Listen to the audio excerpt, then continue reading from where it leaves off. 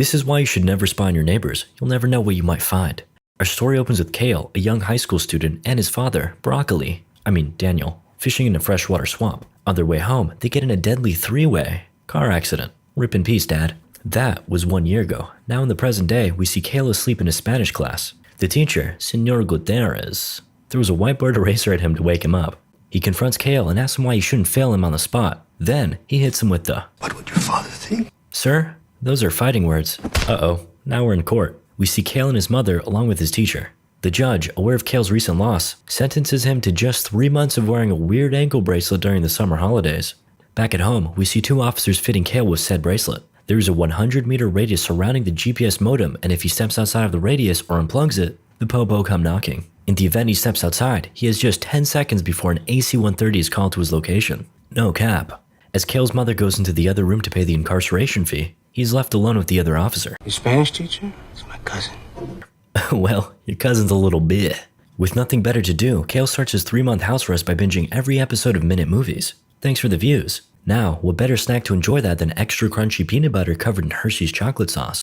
What, you can't handle the taste? Ha, weak. Later, his mom comes home, disgusted at the environment he's been lazing around in. Relatable. Out of frustration, she cuts the cable connection and cancels his Roblox subscription. Talk about tough love. Clean up your room. Kale spends the next few hours doing laundry, cleaning the house, and pounding down Red Bull. Well, that didn't last long. Later, Kale wakes up to the sound of a moving truck and looks out his window to find a new family moving in next door. He looks on with interest, though he's quickly interrupted as the doorbell rings. He opens it to find a burning paper bag. He puts it out with his foot, though soon realizes his mistake. He just stepped in chocolate. Okay, no, that's poop. He spots the 2 culprits and chases after them on the main road. Dude, you said he couldn't leave his house! Oh, yeah, I forgot about that. He looks down and notices that his GPS tracker is flashing red.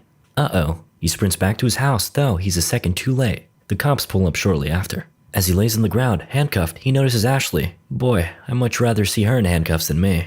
For Kale, it's love at first sight. Later, he chats with Detective Parker on the phone. She tells him that he's being let off this time, but it better not happen again. Determined to keep that promise, he assesses the GPS's range and plots out a makeshift barrier around the house so he knows where he's allowed to go. Suddenly, he spots Ashley pulling up into her driveway. But because he's a beta male, he ducks down under the bushes before rushing inside to avoid being seen. Come on, Kale, don't you know girls love confidence? Just be yourself, bro. Afterwards, he heads upstairs to have a peek at Ashley through the window. Dude, not cool. Although, with the lack of internet and TV, I understand. A few days later, Ronnie, his best friend, knocks on the door. They haven't seen each other in ages, so Kale gives him a warm welcome. As they make their way up the stairs, Kale explains what he's been doing the last few days to satisfy his boredom. He hands Ronnie a pair of binoculars and reveals that he's been spying on his neighbors. He shows that one of them, Mr. Pilch, is engaging in extracurricular activities with his maid while his wife is at the country club. Damn, this shit better than reality TV. I'm not a stalker. These are just simple observations. Understandable. Enjoy your viewing. Next up, he leads Ronnie to the living room and shows him his favorite person to spy on, Ashley. Later that day, Kale can be seen doing a little reach around. This is the length he has to go through to not trigger that alarm. Suddenly, Ashley appears and offers her help. The pair talk for a moment before her mom calls her away. That evening, while his mom is dozing off, he watches the news channel discovering a recent kidnapping in the suburbs. Boring. Let's tune into a late-night broadcast of yoga instead. Ooh, I love this channel. Oh shit, I've been spotted. He ducks down before realizing that it's much too dark for her to see him. Back to the Ashley show. Her dad barges into her room and shouts at her before slamming the door closed. Rude. After she goes to bed, he sees that one of his neighbors, Mr. Turner, arrives home suspiciously late.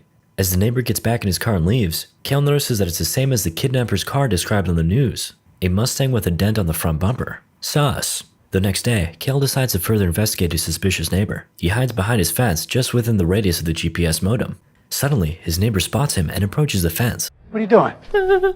Kale is relieved to learn that the neighbor was simply getting confrontational with a rabbit. I caught you. Ooh, close one. Later that day, Ronnie is back at Kale's house. They talk about the recent events. Bro, I'm pretty sure my neighbor is a kidnapper. Oh, cool. Anyway, let's look at Ashley. Going for another swim, I see. We're going swimming. Kale hands the binoculars to Ronnie, who leans in a little too far. Oh, God. The 2 boys drop to the ground, fearing that she heard the bang. Kale peeks out the window again, and he and Ashley make eye contact. Moments later, the doorbell rings, and the 2 boys stumble on their way down the stairs. After they muster up their courage, they open the door, revealing Ashley. What took you so long? A suspicious Ashley makes her way up to Kale's bedroom, before grabbing his binoculars. Have you been spying on me? What? No, of course not. Awkward. Fortunately, they clutch by convincing her that they're only spying on Mr. Turner. The potential Cold-blooded killer from Texas. Right. They mention his car's description, but when Ashley has a look, she finds that the fender is fine. Bro, what the heck are you doing? Later that night, the three teens set themselves up for a stakeout. Ronnie gets a bunch of snooping equipment from his uncle, and they proceed with a night of sussy spying. After a few hours of mindlessly watching on, they finally spot Mr. Turner pulling up. But he has a completely new whip. He opens the door of his car and leads his new friend inside. Suddenly, he pulls out a sharp knife and prepares to hit it from behind. The two teens look on with horror, but before he penetrates, he ends up cutting off the price tag from her new dress instead. Oh, he's a sugar daddy. That's only slightly less worse than a kidnapper. Well, so much for that murder mystery. The group ends up calling it a night and Kale walks Ashley back home. Well, as far as he can. Guess this is as far as you go. The pair share a romantic moment before Kale heads back. After returning to his room, he immediately starts spying on Mr. Turner again. My boy's addicted. This time, upon looking through the camera, he sees the woman running to escape the house. He begins recording the incident, but this dummy leaves the flash on. Filled with fear, he drops to the ground and holds the camera above his head to see what's going on. He can't see anything, so he stands back up and looks through the binoculars. Uh-oh, I'm screwed. Then, Kale's phone rings and he crawls across the floor to pick it up. It's Ronnie. Kale frantically explains the situation, but as he's doing so, he looks out and sees the girl getting back into her car and driving off. I'm sure this is normal, Kale. Every guy has a story about that one girl who got away. The next morning, and as he's making breakfast, Kale grabs his knife and questions his neighbor. What are you doing in my house? But then, Kale's mother enters the room holding grocery bags and explaining that she ran into Mr. Turner, aka Robert, at the store on her way out. He offered to change her flat tire, if you know what I mean. No, just kidding, he actually helped her with that. Anyway, his mom remembers that she left the milk in her car, so she heads back to get it, leaving Robert and Kale alone in the kitchen. Things get tense as Robert notices Kale's GPS tracker and questions what he did. After Kale reveals that he bunked his teacher, Robert empathizes, citing his time in high school. There are plenty of teachers I wanted to just kill. Way to be subtle. A few moments later, Kale's mom returns with the milk, unlike my dad. Then, Robert makes an offer. Want to go out to dinner sometime? No! Later that evening, Ashley hosts a party at her house while her parents are away. Naturally, Kale gets back to his spying ways. After a few minutes of peeping, he spots another boy hugging and flirting with Ashley. Oh no. In retaliation, Kale decides to blast loud music from his rooftop to disrupt the party. Though, Ashley ends up jumping through his window to unplug the music. She even threatens to throw away his iPod, but then he admits to having been spying on her since she moved in. He tells her about all the small details of her personality that he's noticed. And, somehow, Ashley's totally into this, and they kiss. It's either the creepiest or the sweetest thing I've ever heard. Remember boys, sweet if you're cute, creepy if you're not. Unbeknownst to them, and right next door, Robert's window has just been covered in blood. A few moments later, they hear loud thuds from outside their window. They look out and see the notorious neighbor dragging a bloodied bag down his stairs. The next day, they decide to investigate. Ronnie is tasked with breaking into his car to see what was in the bag. Meanwhile, Ashley follows Robert as he shops, so they know when he's on his way home. Ronnie manages to break into the car when Kale's phone rings. I lost Turner. You had one job, Ashley. Suspecting that Robert is on his way home, Kale hurries Ronnie to feed him the password to the garage. Meanwhile, as Ashley is driving out of the parking lot, she runs into, you guessed it. Robert tells her that he knows she's been following him. Leave me alone, you damn millennials. Boomer moment. Back at home, the three teens meet and discuss what to do next. Ashley tells them all to drop it, believing that they've taken things too far. Before the conversation can continue, she's once again called away by her mother. Apparently, it's her parents' anniversary. Look at you still having two parents, Ashley. Straight flexing on my boy Kale. Later at night, a determined Kale continues his investigation. He manages to find the blueprints for Robert's house and begins analyzing them. He develops a portable camera system that streams to his TV. As he's wrapping up, Who is it? I dropped my phone in his car. bruh. Kale agrees to help Ronnie get his phone, but first, he needs him to break into Robert's garage with camera in hand. Okay. In the garage, Ronnie manages to find his phone, but Kale wants that bag. Same. Ronnie spots the bag in the corner of the room, exclaiming that it smells horrible. Ugh, I can see hairs in it. Don't take that out of context. Suddenly, the garage door begins to close. A panicked Ronnie runs into the house.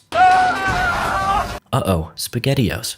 In an effort to save his friend, Kale arms himself with a bat and runs over. Meanwhile, ankle bracelet go brr. Damn, they're fast. Listen, my friend is in this creep's house and there's a body. You lying, boy. Kale pleads with them to check his garage. They oblige. Upon inspecting the blue bag, they find a dead deer that Robert had hit with his car. I mean, technically that's still murder, right?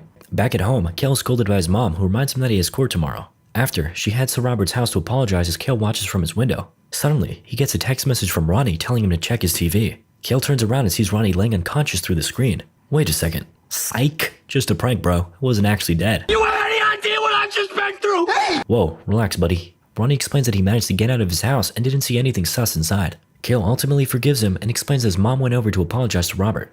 Ronnie hands him the video camera so they can look over what happened. Be right back, bro. Gotta drain the main vein. While watching alone, Kale notices something.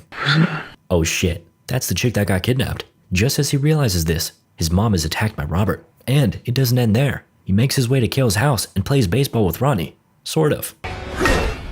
Then, Robert goes upstairs to attack Kale, but his reflection betrays him, allowing Kale to dodge. He sprints upstairs and tries to unplug the GPS modem, but Robert says, nah. Kale gives it his all, but it just isn't enough. Instead, he decides to run outside in an effort to trigger the alarm. Once again, Robert says, nah, overpowering Kale, knocking him out, and pulling a 50 Shades of Grey. Kale wakes up in his bedroom as Robert threatens to pin all his crimes onto him. No, don't do me like that, bro. Unfortunately, his tears have no effect on Robert. He forces him to write down an admission of guilt, but before he can, Ashley breaks into the house. This gives Kale one last chance to attack Robert. Oh hell yeah, Ashley joins in for a quick assist. This gives the pair just enough time to barricade themselves. Ashley proceeds to free Kale while he explains that his mom is at Robert's house. He plans to make his way across the GPS radius, but he's interrupted by... Hello. Before he snatches them up, the two teens jump out the bedroom and into Ashley's pool, triggering the alarm on his foot. Then, he dashes towards Robert's house, breaking down the front door.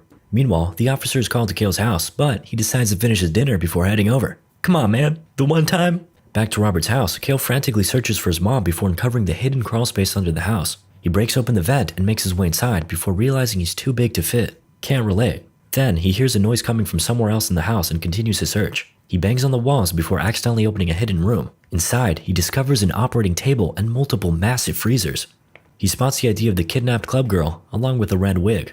He pushes aside the cupboard, revealing another hidden room. How much could one man have to hide? In this moment, the officer arrives and hears noises from within Robert's house. He enters to investigate, only to be attacked and iced by Robert. Bummer. Back to Kale, he falls through the ground of the hidden room and into a pit of muddy water. He gets real cozy with all of Robert's previous victims. Terrified, he makes his way out. Then, he finds his mom, who also got the 50 Shades of Grey treatment. Before he can cut her free, Robert quickly has Kale at death's door, but his mother's protective instincts come in clutch.